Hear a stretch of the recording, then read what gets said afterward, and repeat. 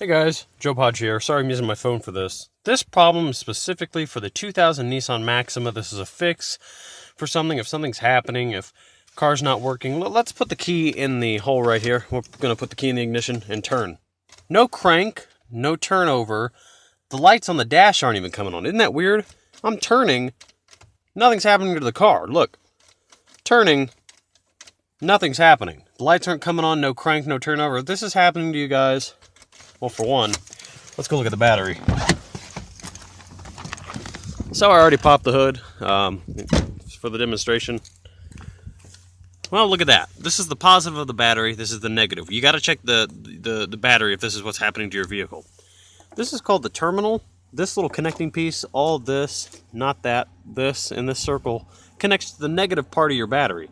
If this is loose or doesn't have a good connection, your car won't start. So make sure it's connected securely.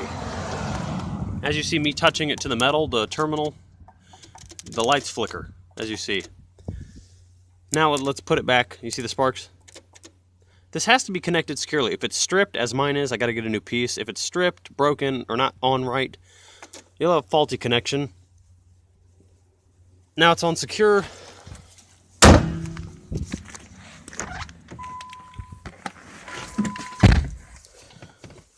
Let's try and start this thing. Well, the lights came on. Car turns on just fine. Thanks for watching. Remember, that is the solution if your car is doing that. Sometimes, if you have a really loose connection with the grounds cable, which is connected to that terminal piece I showed you, it's a grounds issue. This is a grounds issue or the terminal issue. Terminal is that connecting piece that I just showed you that goes to the negative part of the battery, and the grounds is the wire that runs through the car.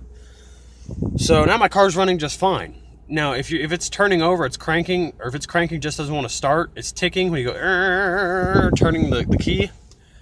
Check the grounds cable first. Always check your grounds cable before you start the car, because that may be the issue. That is the issue in a lot of vehicles. So yeah, car runs just fine. This video will cut off if my phone dies, or my memory goes full, but I'm going to pop the